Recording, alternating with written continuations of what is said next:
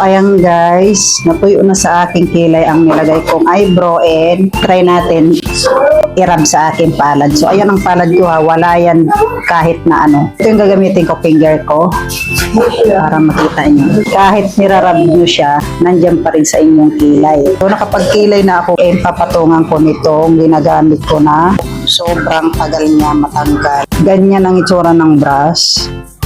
So ayan.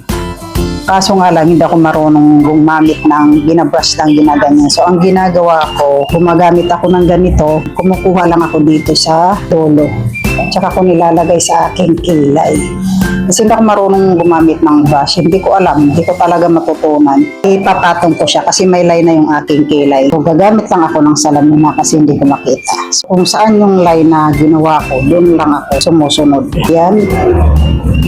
So, nasundan ko na yung line na ginawa ko and then dito naman sa kabila. Hindi ko alam sa iba guys or sa inyo kung ano yung kasanayan nyo. Kasi ako ganito, mas marunong ako sa ganito kaysa sa ganitong brand.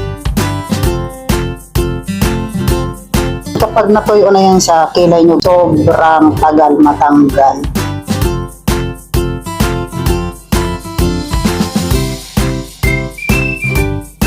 And madali lang to matuyo guys. Kaya kailangan pag nilagay nyo to sa inyong kilay, formahan nyo na agad, i-brush nyo na kung gusto nyo i-brush. Mabilis siya matuyo. Habang basa pa, ang nilalagay ko dito sa dulo ay yung tira-tira na lang.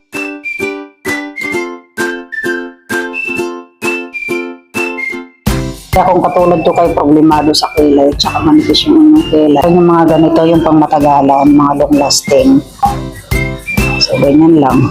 Binabrush ko lang yan dulo. Pag nag-sit na yan sa inyong kilay guys, sobrang tagal matanggal.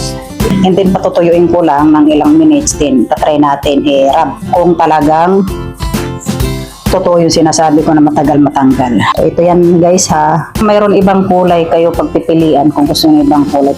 And then dito sa kabila, rub natin. Di ba?